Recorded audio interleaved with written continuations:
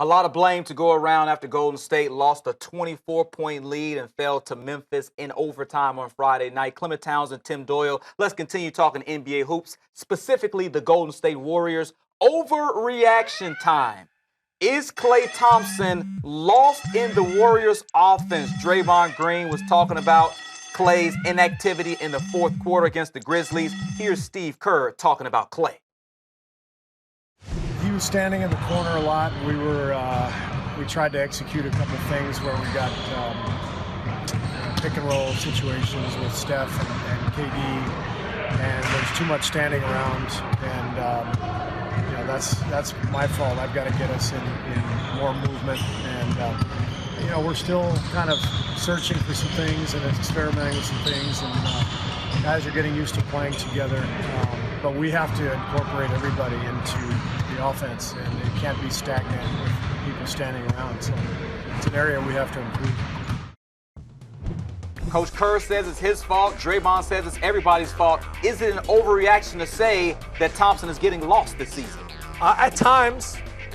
I don't think it's an overreaction at all. I mean, if you look at his numbers, though, last year he averaged 17.3 shots per game. This year, 17.3 shots per game.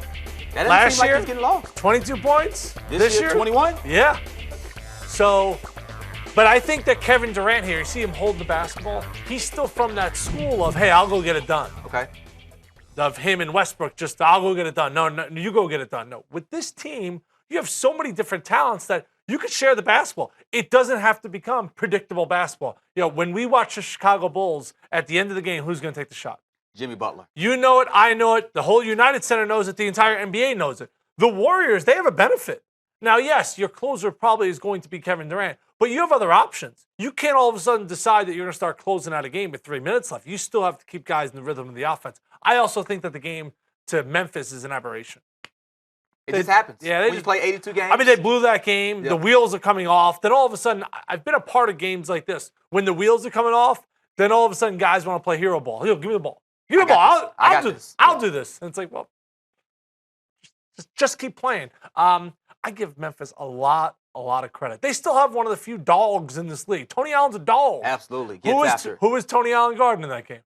Klay Thompson. You think there's a coincidence there? Yeah. Yeah, because there's only Tony Allen, Patrick Beverly. There's only a few dogs left in this game. And sure, I think Tony Allen took Klay out of his rhythm. I think that played a part in it. Not a lot of guys locked down on defense like Tony Allen does. It's easy to point to the Grizzlies game and say he's getting lost. But I remember a game where Klay had 60 in 29 minutes, didn't even play in the fourth quarter. You can't say a guy is getting lost when he has 60 points in 3 quarters. It's only 3 teams that have 3 guys that average more than 20. The Cavs with Kyrie, Kevin Love, and LeBron. Oddly enough, the Minnesota Timberwolves, Zach LaVine, Karl Anthony Towns, and Andrew Wiggins. And then, of course, Golden State with Steph, Klay, and Kevin Durant. He's still averaging over 20.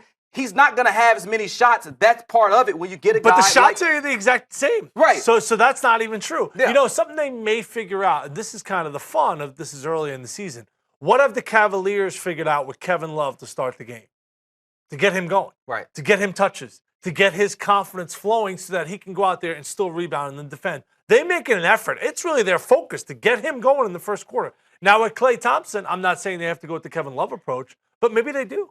Because Durant and Steph, you got to figure they're going to figure it out over the course of the game, just like Kyrie and LeBron would.